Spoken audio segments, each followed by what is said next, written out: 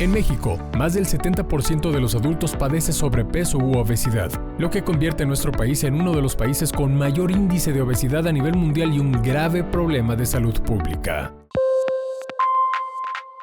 Estamos en nuestro segundo bloque de entrevistas, en esta ocasión con otro invitado muy especial, es el doctor Luis García. Hola, ¿qué tal?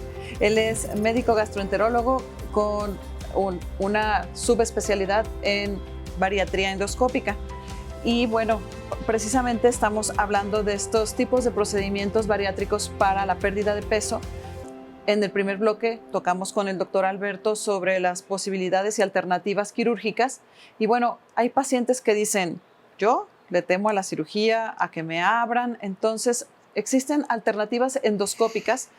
Luis, platícanos sobre este tipo de procedimientos que hay para bajar de peso por vía endoscópica y cuáles son. ¿En qué consisten y cuáles son? Sí, doctora. Actualmente en México contamos con dos opciones principalmente. Una que ya tiene más tiempo en el mercado, que es el balón intragástrico, y la segunda opción, que es una opción más novedosa y particularmente aquí en México tiene pocos años, es la manga gástrica endoscópica. ¿Y la manga gástrica endoscópica tiene cuánto tiempo en el país? En el país aproximadamente 3, 4 años. Es muy nueva aquí con nosotros. ¿Qué indicaciones tendría un paciente, Luis, para someterse a este tipo de procedimientos y en qué grado en un momento dado de obesidad? Lo platicó Alberto, que obviamente la cirugía ideal para cada paciente, ya sea endoscópica o laparoscópica, según sea el caso, su indicación es clara. ¿Qué beneficio puede tener o en qué pacientes estaría indicado uno de los procedimientos de córcel gástrico o manga gástrica endoscópica en estos casos? Principalmente en pacientes que tengan un sobrepeso, particularmente hablando de índices de masa corporal de 27 en adelante, idealmente acompañado de algún problema metabólico, diabetes, presión, no tan descontrolado, y obesidad grado 1. Esos serían como que el nicho ideal para este tipo de pacientes, y también pacientes que puedan tener una obesidad mayor, pero como comenta la doctora Anaí, que digan, yo por más de que a lo mejor lo ideal para mí y lo mejor es una cirugía bariátrica, pero que ellos no quieran someterse a este tipo de procedimientos, son candidatos a este tipo de terapias endoscópicas. Y la alternativa del balón intragástrico, platícanos en qué consiste, cuánto tiempo dura el paciente con el balón y cómo es colocado. El balón intragástrico es generalmente una esfera de silicón, como si tuviéramos un balón de fútbol adentro de nuestro estómago, y este balón hay diferentes tipos. La mayoría de ellos se colocan por endoscopía, desinflado, entra el balón, se infla dentro del estómago, y lo que va a hacer es un efecto totalmente restrictivo, hacer que quepa menos alimento en el estómago y esto se asocie a una pérdida de peso. Es un procedimiento muy sencillo, nos tardamos 10, 20 minutos en colocarlo y es ambulatorio. Se van los pacientes a su casa el mismo día. ¿El tipo de anestesia? Es sedación. Okay. La pregunta obligada. Han aparecido un sinfín de variables de balones intragástricos, han aparecido algunos que se degluten, se monitorean por estudios radiográficos. ¿Qué diferencia clínica hay entre uno y otro? No solo por la colocación, sino el beneficio clínico para el paciente. En el tema de los balones, pues realmente todos son o endoscópicos o solo una opción, que es el ingerible.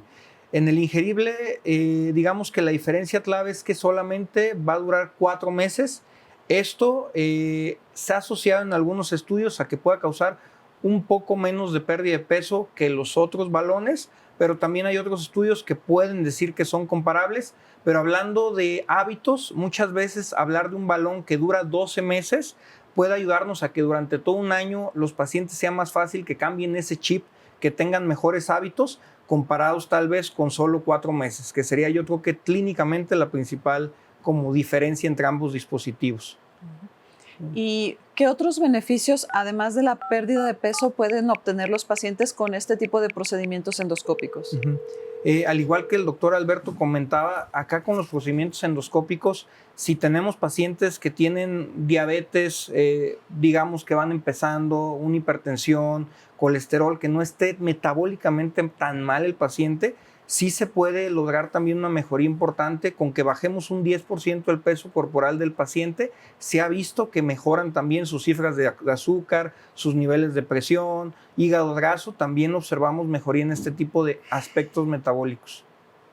Y hay un promedio en kilogramos de peso entre un procedimiento de manga gástrica. Digo, obviamente es algo restrictivo que indefinidamente con lo que se sutura tiene un periodo de caducidad en este caso.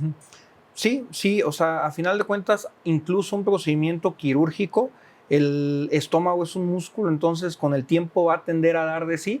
Con la manga endoscópica no podemos hablar de que es un procedimiento definitivo, sin embargo se ha visto que por lo menos 1 año, 2 años nos debería ayudar a que el paciente logre su meta.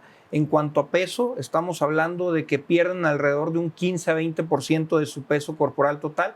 Por ejemplo, si el paciente pesa 100 kilos, esperaríamos que baje entre 15 a 20 kilos. Esto es más de lo que podríamos alcanzar generalmente con los balones, que sería alrededor de un 10 a un 15% del peso. Digo, es un peso significativo, pero yo creo que la parte educacional, Luis, es el valor agregado que debemos insistir. Y yo creo que la parte de hacer una medicina integrada, hacer un equipo multifuncional, ¿sí? En donde la parte multidisciplinaria, el paciente se integre a tener hábitos diferentes, es obligado. Yo creo que el fracaso terapéutico, y lo hablo en primera persona, porque creo que cuesta trabajo reconocer y entender que una cirugía de alto costo, ¿sí? Porque la gente dice, bueno, voy a invertir 120,000, 140,000 pesos en una cirugía metabólica, en una estancia. Creo que no nos responsabilizamos a veces y lo vemos a veces solamente como un cambio de figura. Y te puedo decir que como parte de la evaluación que a uno le hacen, a veces uno no cumple con los requisitos emocionales para someterse a un procedimiento de este tipo. ¿Cuál sería el abordaje psicológico que debe tener y el perfil que debe tener un paciente como estos, Luis? Sí, eso es sumamente importante. Llegan las personas muchas veces creyendo que es me pongo un balón, me hago una manga endoscópica, me opero y ahí acabó todo. No, ese es como que el inicio el primer punto, pero ahí en fuera viene el cambio de los hábitos. Si son personas que psicológicamente no están preparadas para esto, por eso tienen que ir con el psicólogo bariatra. Es una enfermedad que tiene que recibir un manejo multidisciplinario. El mismo psicólogo bariatra te dice, espérate, este paciente ahorita todavía no, o de plano no es candidato. Sí es bien importante también eso, no solamente pues, llevar al paciente a un procedimiento, aunque sea endoscópico, que en teoría tiene bajos o nulos riesgos, a este tipo de procedimientos si no han tenido una adecuada evaluación psicológica. Sí. Luis, ¿y qué beneficios pueden llegar a obtener los pacientes que se someten a un procedimiento endoscópico sobre los que deciden un tratamiento de cirugía laparoscópica? Principalmente temas de seguridad. Si bien la cirugía bariátrica actualmente es una técnica exageradamente segura, nosotros al no necesitar hacer ningún corte, ninguna incisión, pues eso tiende a hacer que la técnica sea más segura y más que segura también más aceptada. Muchas personas no quieren operarse por miedo, entonces esta es una opción muy adecuada para ellos en la cual pues pueden perder 15, 20 kilos sin necesidad de alguna incisión o algún corte en su cuerpo. La recuperación, ¿no? La También recuperación, ambulatorias ambas técnicas. Algo importante que yo creo que la gente tiene que saber a través de este programa es si existe como tal una contraindicación absoluta, ya sea clínica o en un momento dado quirúrgica, anestésica, para no realizarse un procedimiento ya sea de balón intragástrico o de una corset gástrico o manga gástrica endoscópica. Sí, condiciones psicológicas no tratadas, problemas como cáncer de estómago. En el tema del balón, si ya fueron sometidos a una manga quirúrgica previa, no se puede poner un balón. Más que nada, condiciones anatómicas del estómago que nos digan que no podemos alterar su anatomía. Principalmente una úlcera en el estómago, no le vamos a poner un balón, no le vamos a hacer una manga endoscópica. Particularmente esas serían las condiciones.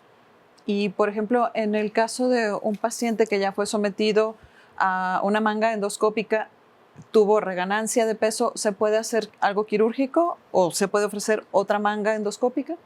Sí, ahí sería, como dijimos, ver el contexto de cada paciente, ver si con otra nueva manga, que sí se ha hecho manga sobre manga, ver si en la primera le fue muy bien, pero solamente como que con el tiempo tuvo un desapego, podemos pensar en otra.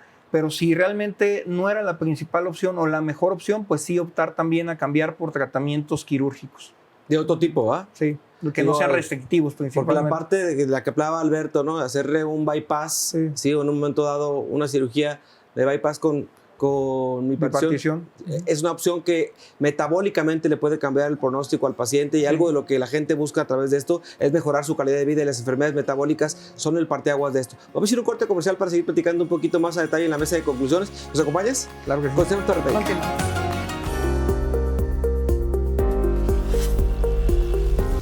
El acceso a alimentos procesados y la falta de actividad física son factores importantes que contribuyen a la obesidad en México.